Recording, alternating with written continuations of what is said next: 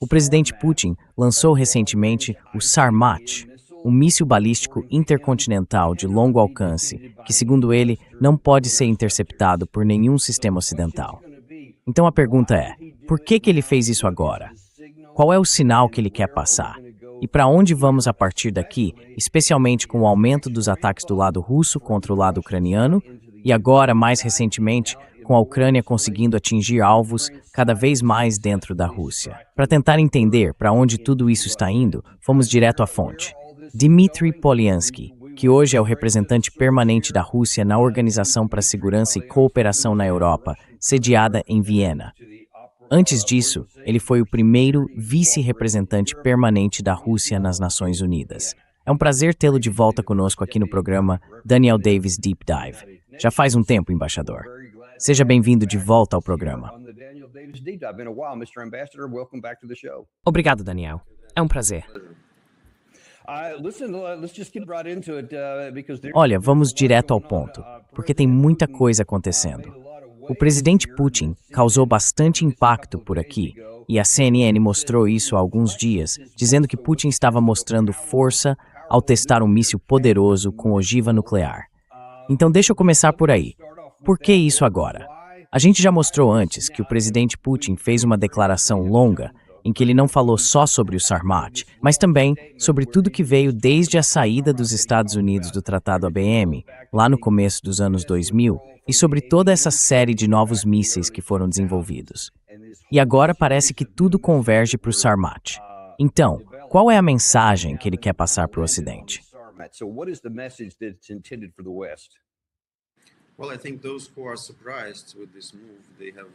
Olha, eu acho que quem está surpreso com essa decisão tem a memória bem curta, porque esse passo foi anunciado há muito tempo. Acho que algumas pessoas devem se lembrar que, mais ou menos 10 anos atrás, a gente fez uma demonstração dos nossos planos para o desenvolvimento de tecnologias de mísseis, e o Sarmat foi mencionado como um deles. Também havia o míssil hipersônico Kinzhal, o Burevestnik, o Poseidon e agora o Sarmat.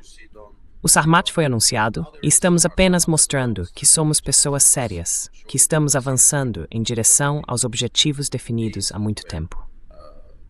Precisamos estar atentos, porque a guerra que temos que travar é contra a OTAN, não contra a Ucrânia. Not against Ukraine. Ukraine is just a tool. Ukraine is just a private military company, but it is now quite clear that the whole NATO military bloc, especially its European part, is well behind the Ukrainians and that it is interested in Ukrainians to continue to fight and to supply them weapons, to sell them weapons or to supply them, but still for their own benefit. We see that the profits of the military industrial companies are going up. So there are a lot of things happening, and it's very, I would say, short-sighted to try to frame it within the framework of just Russia-Ukraine case. E na verdade vamos olhar para isso, porque na primeira parte deste ano, mais ou menos no primeiro trimestre, a ação na linha de frente estava até mais baixa do que vinha sendo. Houve muitos confrontos ao longo da linha de contato, mas, em termos de grandes movimentações, foi, na verdade, acho que em fevereiro e março, o menor avanço das forças russas desde 2023. Então o ritmo tinha diminuído, mas voltou a acelerar no último mês, mais ou menos, no campo de batalha. No ar, porém, a gente viu um aumento bem grande recentemente, com a Rússia lançando mais de 1.500 drones em apenas 2 dias, a maior concentração desde o início da guerra. Mas não é algo de um lado só, porque o lado ucraniano começou a expandir seus ataques dentro da Rússia, e cada vez mais fundo no território russo. Como o resumo militar aqui aponta, tem sido eficaz.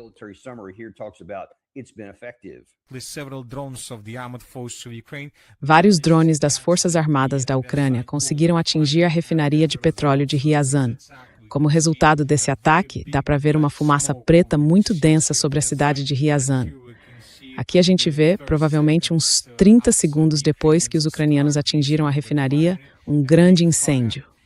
E agora vemos a cidade de Ryazan e a refinaria de outro ângulo. Como dá para perceber, depois do ataque, um incêndio enorme começou. E, muito provavelmente, os ucranianos conseguiram causar dano significativo a essa refineria.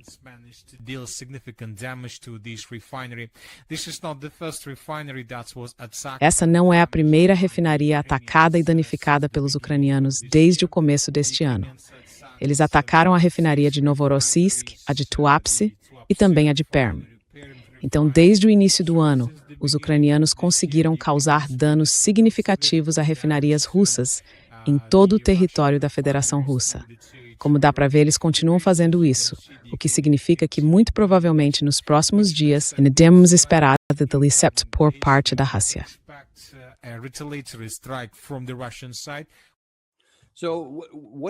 Então, qual é a posição do lado russo? Porque essa guerra já vem acontecendo há um bom tempo.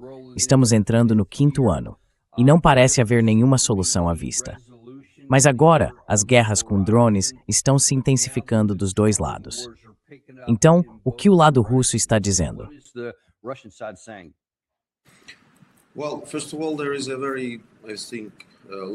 Bom, antes de tudo, existe uma explicação muito lógica, na minha opinião, para por que houve menos campanhas de ataques intensivos antes. A gente queria dar um certo espaço para a diplomacia. Você deve lembrar que até pouco tempo atrás, havia grandes esperanças nesses esforços trilaterais, Rússia, Estados Unidos e Ucrânia, para chegar a um acordo. E foi por isso que, claro, a gente reduziu a intensidade das hostilidades, dos ataques, enfim. Mas isso não aconteceu, aliás, do lado ucraniano, porque o lado ucraniano sempre tentou nos provocar, criar algum tipo de escândalo. Porque o Zelensky agora precisa de algum tipo de grande estratégia ou tragédia.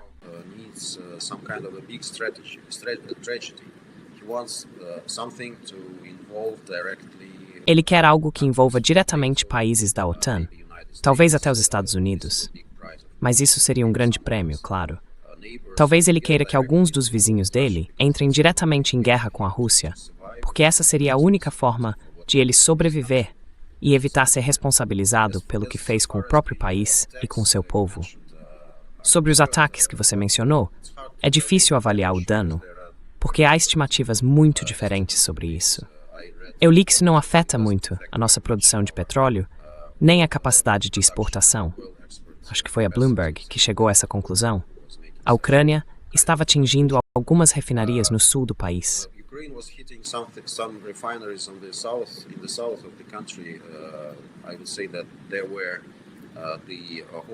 Eu diria que havia produtos de petróleo que já tinham sido pagos pelos consumidores, inclusive pelos europeus, e que estavam destinados à exportação.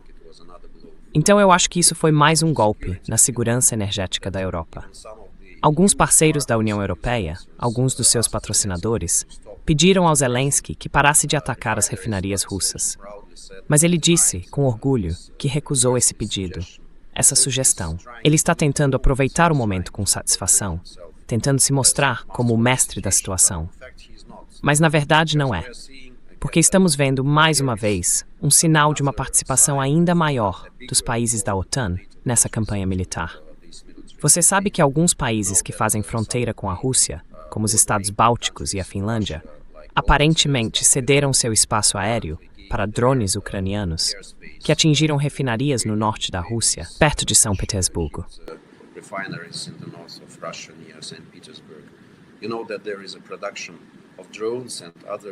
Você sabe que há uma produção de drones e outros equipamentos militares sendo transferida da Ucrânia para locais mais seguros em países europeus. E isso, claro, faz desses lugares alvos muito lógicos para possíveis ataques nossos. E nós acho que deixamos isso bem claro. Então, estamos agora numa situação muito perigosa, um terreno escorregadio, e ninguém sabe como isso vai se desenvolver no futuro. Nós fizemos repetidos alertas, inclusive aqui na OSCE, aos países ocidentais. Mas agora, por causa dessa pausa que fizemos, desse espaço que quisemos dar à diplomacia, eles criaram uma certa ilusão de que a Rússia ficou mais fraca.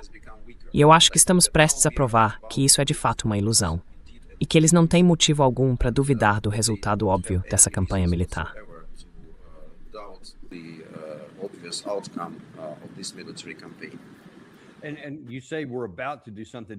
E o senhor diz que estamos prestes a fazer algo diferente, que ninguém deveria duvidar do resultado óbvio, como o senhor mesmo coloca.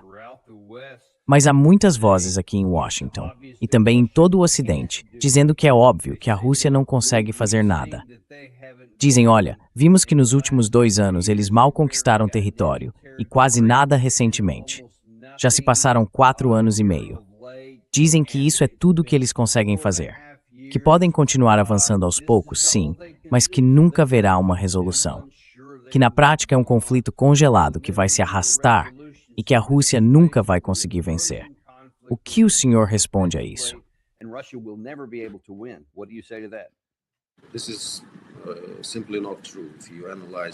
Isso simplesmente não é verdade. Se você analisar os dados do campo de batalha, vai ver que as forças russas estão avançando num ritmo bem consistente. Esse é um tipo diferente de guerra. Não é algo que a gente tenha visto antes. E o modo de combate é muito diferente de tudo que a humanidade já viu. Por isso, precisamos estar muito atentos. E também queremos poupar pessoal, o nosso pessoal ucraniano. Os civis, claro, queremos protegê-los. É por isso que, naturalmente, não existe essa ofensiva total que algumas pessoas sugerem que deveríamos fazer. Também é importante levar em conta que agora no Donbass, enfrentamos uma fortaleza muito significativa do exército ucraniano, que foi preparada por mais de 10 anos para ser uma espécie de castelo, uma instalação militar de grande importância.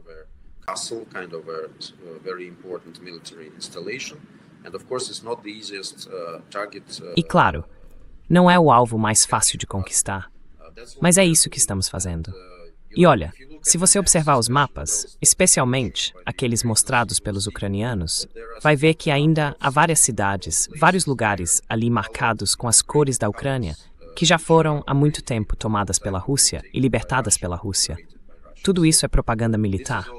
E os verdadeiros especialistas, aqueles que não querem amplificar a voz dos propagandistas, mas que conhecem a situação militar real, reconhecem que o exército russo avança e que o exército russo vai continuar avançando. E em algum momento, é claro, isso vai criar uma situação em que será impossível para o exército ucraniano continuar lutando.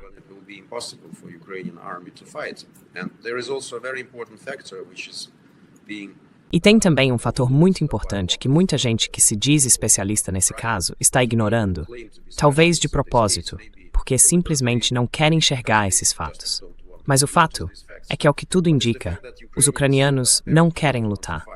Está acontecendo um recrutamento forçado na Ucrânia.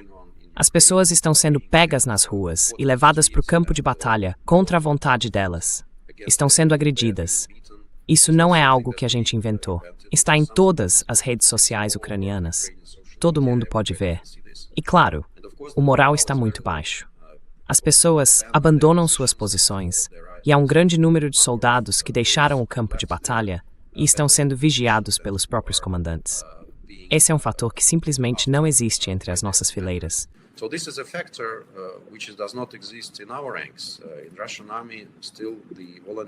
No exército russo, ainda são os voluntários que estão lutando. Não existe recrutamento forçado. E eu acho que essa é uma grande diferença.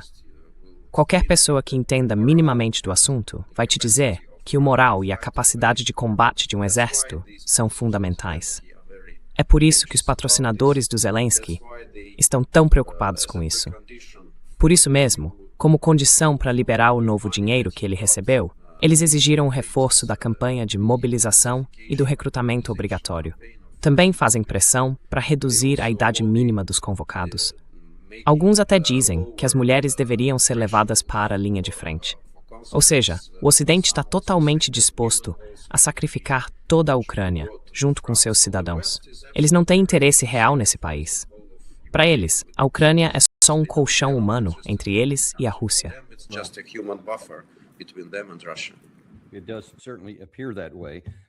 Parece que sim. Deixa eu te fazer uma pergunta. Quero voltar a algo que você disse há pouco. Você estava falando sobre o fato de que alguns países ocidentais estão sendo usados como base para drones, seja para sobrevoos ou para locais de produção. E você disse que isso pode nos colocar em uma situação perigosa.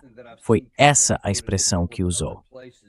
Agora, isso é algo que eu também vi sendo comentado em outros lugares, o que deixou algumas pessoas aqui no Ocidente preocupadas, achando que pode haver uma mudança, algo diferente acontecendo.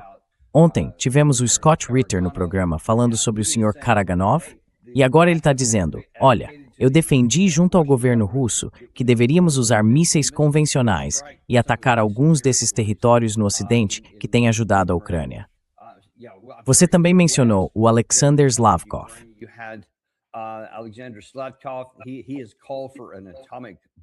Ele pediu um bombardeio atômico. O Karaganov também. Ele disse que se os mísseis convencionais não tiverem efeito de dissuasão, então deveriam escalar também para armas nucleares. E aí a gente vê situações como essa. Por exemplo, hoje mesmo, na mídia russa. A Rússia colocou em alerta sistemas orbitais anti-satélite.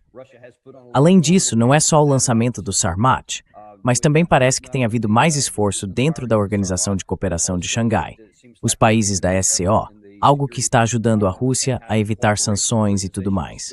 E, na verdade, conversando com o Scott Ritter, ele mesmo está bem preocupado, porque acha que, por causa do que está acontecendo no Ocidente, o governo russo está sendo colocado numa posição em que, segundo ele, precisa fazer alguma coisa.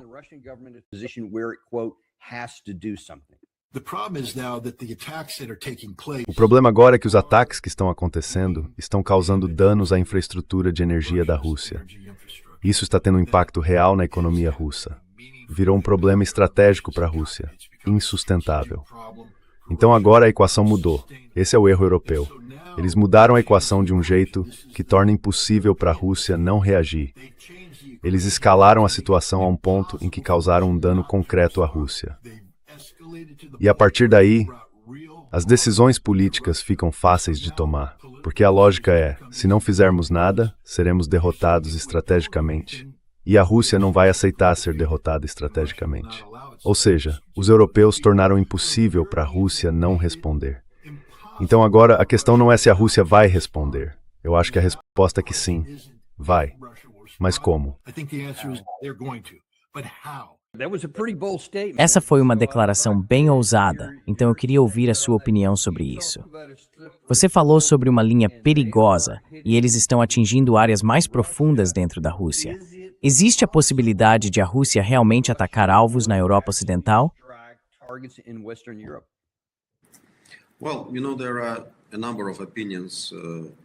Olha, existem várias opiniões nas nossas discussões. Aliás, há pontos de vista bem opostos entre especialistas e entre quem participa das decisões. A nossa sociedade é muito ativa, ao contrário do que dizem por aí, de que todo mundo que fala no espaço público russo estaria representando a visão do Putin ou algo assim. Isso simplesmente não é verdade. Tem pessoas que realmente defendem e pedem que a gente ataque os centros de tomada de decisão. Um deles é o Sr. Karaganov. A posição dele sobre a possibilidade de usar armas nucleares táticas não é novidade. Essa ideia já existe há algum tempo, pelo menos há alguns anos, pelo que eu entendo. Também temos o vice-chefe do Conselho de Segurança, o Sr. Medvedev, que costuma expressar opiniões bem radicais. Eu acho que é normal, numa sociedade, existirem vozes diferentes, às vezes até com posições completamente opostas.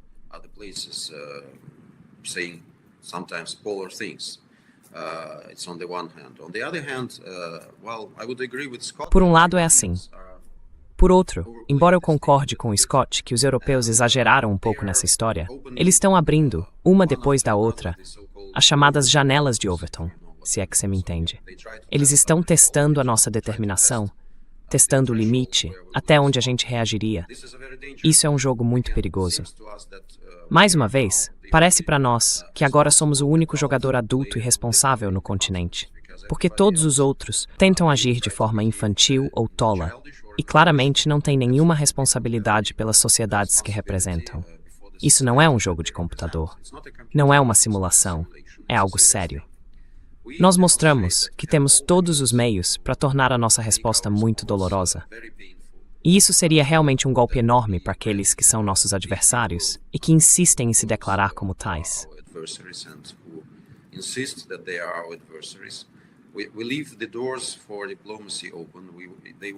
Nós deixamos as portas da diplomacia abertas. Elas estiveram abertas desde o começo. E repetidamente dissemos que preferimos uma solução diplomática para a crise na Ucrânia e ao redor dela. mas ninguém quis ouvir. Bom, eu diria que agora existe uma grande pressão pública para agir de forma firme, para mostrar para os nossos adversários que a Rússia está pronta para lutar, que a Rússia não vai fazer concessões em relação aos seus interesses vitais. Sabe, a questão agora não é tanto sobre território, eu diria, como alguns afirmam. O território só é relevante porque essas regiões em questão fazem parte da Rússia, de acordo com a nossa Constituição. E claro, é lógico que queremos garantir a integridade delas, seja por meios militares ou diplomáticos, o que, aliás, é a nossa preferência.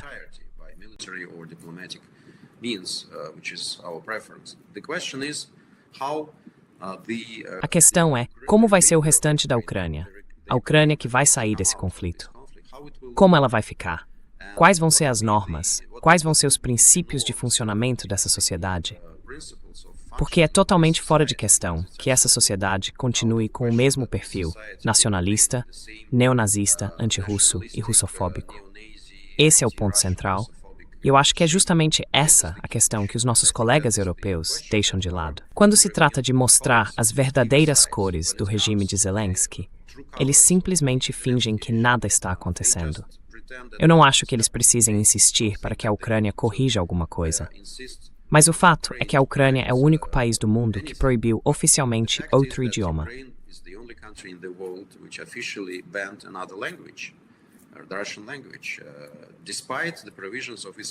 A língua russa, apesar do que está previsto na própria Constituição, que garante a liberdade de escolha do idioma russo para os falantes de russo, que são a maioria da população. Não existe outro país que haja dessa forma. Israel não proíbe o árabe. A Palestina não proíbe o hebraico. Os Estados Unidos não proíbem o persa. O Irã não proíbe o inglês.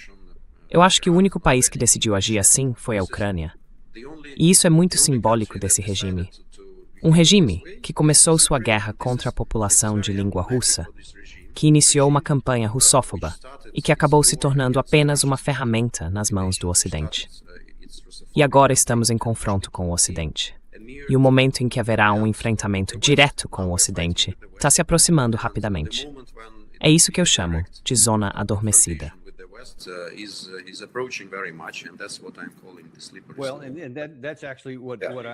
Pois é, e foi exatamente por isso que eu quis seguir por esse caminho. Eu sei que o nosso tempo está acabando, mas isso aqui é fundamental, porque eu conversei com várias pessoas, tanto nos Estados Unidos quanto na Europa, e também li muitos comentários públicos. E fica muito claro, quando a gente olha para a trajetória desses mais de 4 anos de guerra, que havia uma grande preocupação no começo, por parte do Ocidente, com a possibilidade de uma escalada. A ideia era que, se a ajuda militar à Ucrânia fosse muito grande, a Rússia poderia tentar expandir o conflito além das fronteiras. E veja, tudo foi feito aos poucos. Primeiro vieram as peças de artilharia, depois os tanques e outros veículos blindados, depois os mísseis de longo alcance. E a cada etapa havia o medo de que a Rússia reagisse de alguma forma, mas isso nunca aconteceu. E aí, por fim, vieram os caças F-16.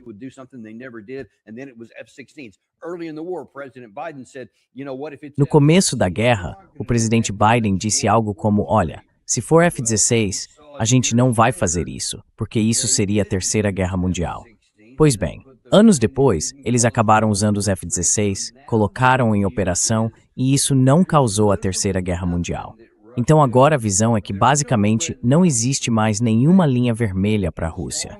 Enquanto tudo ficar dentro da Ucrânia, o Ocidente parece ter uma liberdade total, pelo menos é o que eu observo, de que a Rússia não vai reagir de forma decisiva.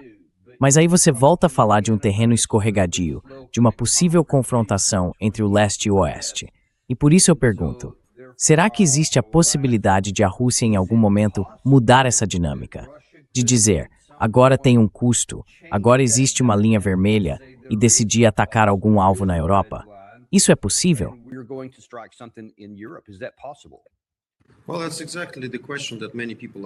Pois é, essa é exatamente a pergunta que muita gente está fazendo. E eu acredito que muitas pessoas no Ocidente, infelizmente, confundem a nossa humanidade e o nosso desejo de evitar ações devastadoras para o próprio Ocidente. Elas confundem isso com fraqueza. E dizem, se a Rússia não reage, é porque a Rússia é fraca. Não. A Rússia não reage porque a Rússia é humana. Porque está pensando no futuro da humanidade, nas pessoas da Europa que seriam completamente devastadas pelas consequências desse conflito. É por isso que estamos hesitando. É algo desmente seguir adiante.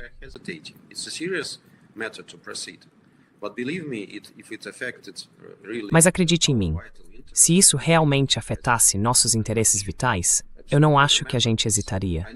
E todos devem se lembrar muito bem disso. Eu sei que a minha liderança, a liderança militar, ainda tem muitas cartas na manga, do ponto de vista militar. E se não está usando as cartas que você mencionou, os meios que você mencionou, é porque há motivos para isso. Mas eu tenho absoluta certeza de que não vai haver hesitação. A gente não vai perder tempo se chegar ao momento em que for preciso usar o que for necessário usar nesses casos. E isso está de acordo com a nossa doutrina nuclear. Ela é pública, todos sabem. Todo mundo sabe quando e em que circunstâncias essas armas seriam usadas.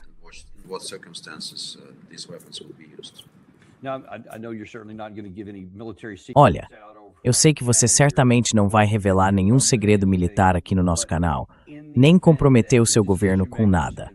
Mas no caso de os tomadores de decisão em Moscou dizerem algo como chega, eles foram longe demais, cruzaram a linha vermelha definida pelo Kremlin, e agora vamos agir. O que a gente poderia esperar? Veríamos algum tipo de, não sei, um ultimato talvez, ou alguma declaração de Moscou dizendo: se isso não mudar, nós vamos fazer tal coisa. Ou seria diferente? Tipo, um dia as pessoas simplesmente acordam e um míssil cai em algum lugar, sem nenhum aviso prévio. Como é que algo assim poderia acontecer?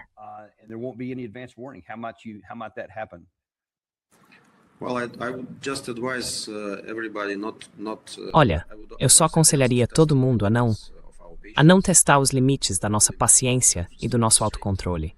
O fato de a OTAN estar agora diretamente envolvida na guerra contra a Rússia, oferecendo espaço aéreo para os drones ucranianos, produzindo drones e outros equipamentos de guerra em seu próprio território, eu acho que isso nos coloca muito, mas muito perto desse conflito. E, de novo, isso pode ter consequências devastadoras para a população europeia. E eu acho que a população europeia não tem consciência disso. Está sendo manipulada, e houve argumentos como os que você mencionou, de que a Rússia jamais ousaria usar qualquer coisa contra a Europa.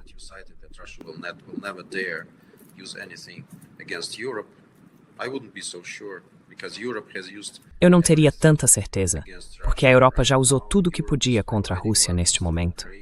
A Europa está fornecendo armas para a Ucrânia. Eles mandam mísseis que só podem ser usados com a aprovação e sob o controle de especialistas do Reino Unido, da Grã-Bretanha, da França, seja lá de quem for. Eu acho que eles já ultrapassaram todas as linhas vermelhas e é só uma questão de tempo se continuarem desse jeito. E aí as pessoas vão começar a perguntar: então, o que foi que a gente fez? Por que a Rússia reagiu de forma tão dura e tão decidida? Mas aí já vai ser tarde demais.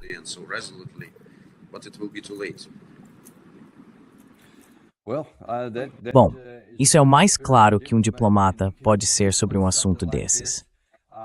Acho que vamos ter que esperar para ver como isso vai se desenrolar. Eu realmente espero.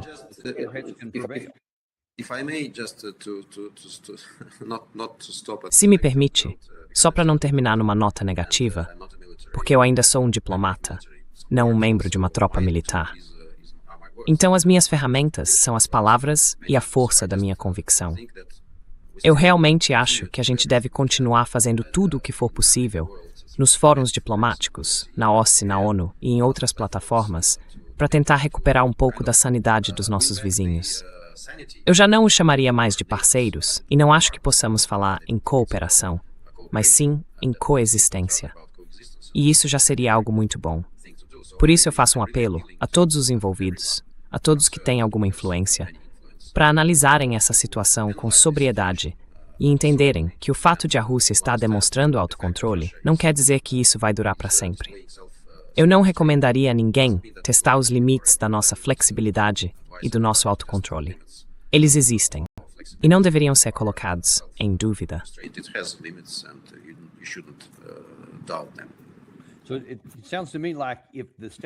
Parece para mim que se tudo continuar como está, e se o Ocidente, de modo geral, continuar fazendo exatamente o que vem fazendo, achando que é imune a qualquer tipo de reação, em algum momento vai haver uma resposta russa dentro da Europa, como a gente tem visto. Mas acho que a última pergunta que eu faria é: o que a Rússia precisaria ver mudar? Que tipo de mudança faria com que eles dissessem, tudo bem, agora não precisamos mais seguir por esse caminho? Primeira visão, dança.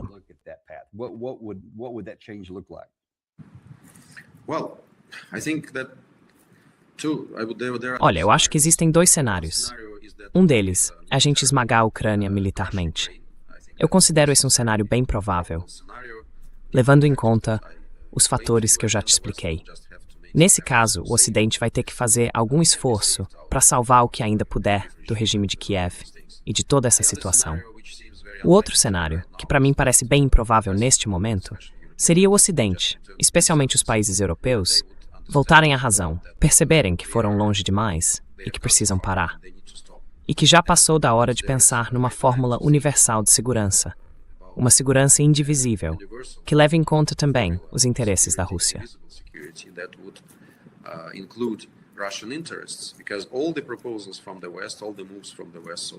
Porque todas as propostas do Ocidente, todos os movimentos do Ocidente até agora, foram feitos às custas da Rússia, sem levar em conta as preocupações da Rússia, mas sim às custas dela.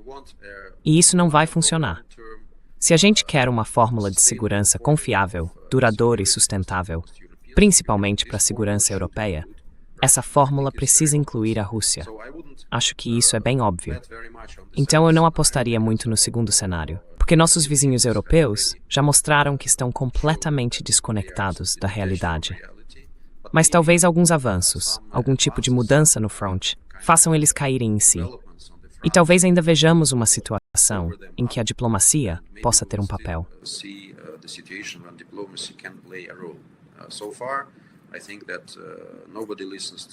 Até agora, eu acho que ninguém ouve os diplomatas. E, sinceramente, com grande pesar, não vejo diplomatas do lado europeu dispostos a se envolver, a fazer o nosso trabalho profissional, aquilo para o qual fomos treinados, sentar juntos, buscar soluções, propor alternativas às nossas capitais. Os que eu encontro são apenas propagandistas, que repetem as informações que seus governos mandam espalhar por toda parte. Para encerrar, eu gostaria de citar algo que eu disse ontem, na reunião do Conselho Permanente da OSCE, quando os vizinhos europeus lançaram mais uma campanha de propaganda contra a Rússia, de novo, baseada nas acusações de que estamos sequestrando crianças ucranianas.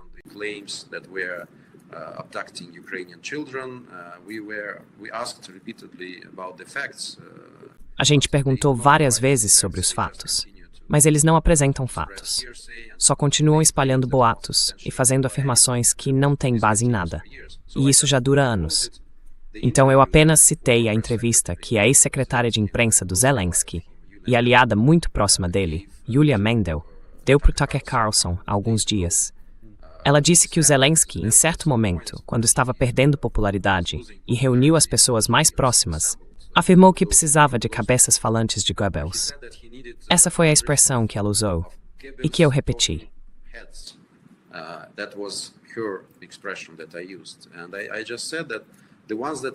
E eu acabei de dizer que aqueles com quem estou lidando agora na OSCE e que nós estamos enfrentando, infelizmente, nos fóruns diplomáticos da parte europeia, são basicamente cabeças falantes do Goebbels, porque estão espalhando uma propaganda e mentiras absolutamente inacreditáveis sobre a Rússia.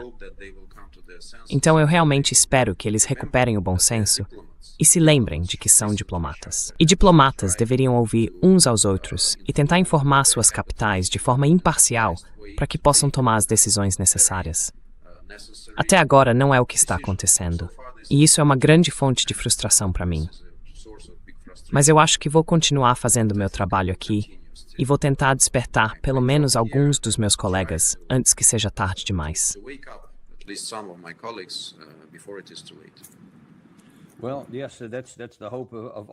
Bom, sim, essa é a esperança de todas as pessoas comuns, que os diplomatas consigam fazer o trabalho deles antes que seja tarde demais, para que a gente não chegue a esse ponto.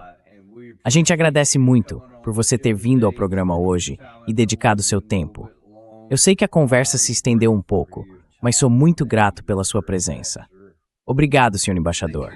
Obrigado, Daniel. E obrigado também a vocês que estão assistindo. Não esqueçam de curtir e se inscrever, se ainda não fizeram isso. A gente espera ver vocês no próximo episódio do Daniel Davis Deep Dive. E olha, eu não fico tentando convencer ninguém a comprar ouro, nem dizendo como cuidar dos investimentos, mas tem uma forma de nos ajudar. Se inscreve, aperta o botão de curtir e compartilha com alguém que você gosta. And share this with somebody you love.